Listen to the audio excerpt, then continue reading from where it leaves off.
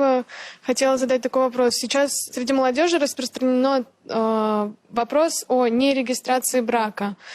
То есть это воспринимается как какая-то рамка, как какой-то просто запрет. Как вообще к этому относиться и, может, советы какие-то давать? Я склонен рассчитать это заговором против девушек. Объясню почему. Потому что, допустим, молодой человек предлагает молодой девушке, они оба эмансипированы, так сказать, оба находятся на пике современного этого великого сознания.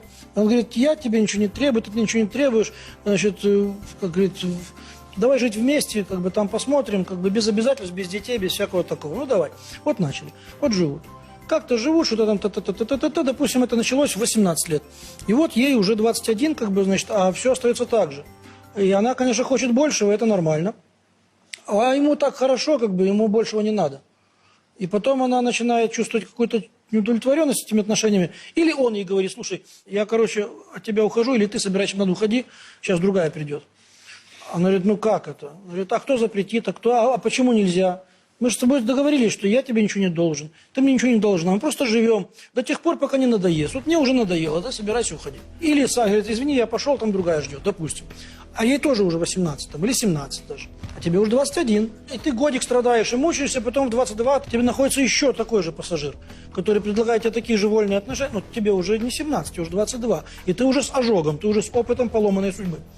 Но ты как бы от беды соглашаешься и живешь еще с этим пассажиром. Еще 2-3 годика, конечно, не молодеешь за это время. Конечно, надеешься на большее и лучшее, а ему тоже так хорошо, а что? Без детей, без обязательств. Потом он тебе надоел, ты нашла третьего. Или ты ему надоел, он выставил твои чемоданы.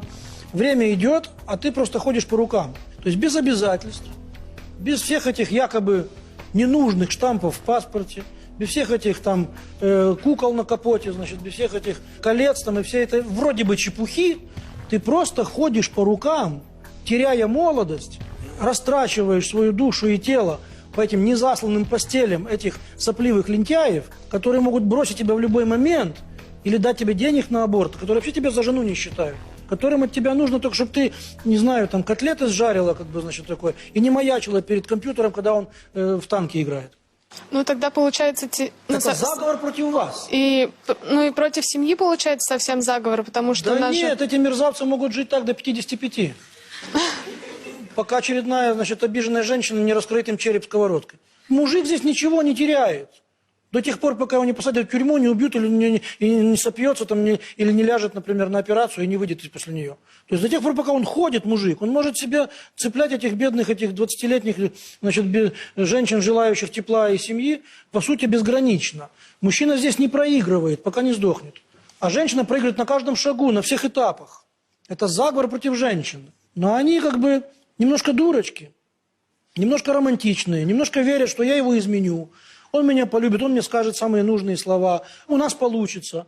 Ах, не получилось, с другим получится. Значит, такое, ах, то. И, короче, получается, что просто женщина в большинстве случаев готова и на верное служение, и на преданную жизнь, и на материнский крест. На все, что хочешь, готова женщина. Она, в принципе, лучше мужчины, потому что она семейная по определению.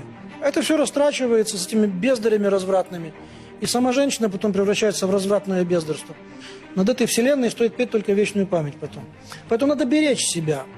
И на легкие отношения соглашаться, с той же легкостью, с которой вам предлагают повенчаться в клетке у тигра. Если мужчина ценит вас настолько, что говорит там: пойдем переспим, утром познакомимся, например. Там. Значит, или там расскажешь мне завтра о себе утром. Сваришь мне кофе, расскажешь о себе. А пока пойдем займемся делом. Значит, так они так и живут. Я же не шучу, я очень мягко выражаю общую тенденцию разговоров между мужчинами и женщинами в молодом возрасте. Имейте в виду, что тут нечего ловить. Но я вас уверяю, что мужчины не ограничиваются только этим контингентом. Трагедия жизни происходит в том, что хорошие мужчины проходят мимо хороших женщин, не замечая их. И хорошие женщины проходят мимо хороших мужчин, делая то же самое. Как-то попадают хорошие мужчины на каких-то паразиток, а хорошие женщины на каких-то негодяев. Так бывает часто. От этого как-то обидно становится. Почему так? Будьте осторожны.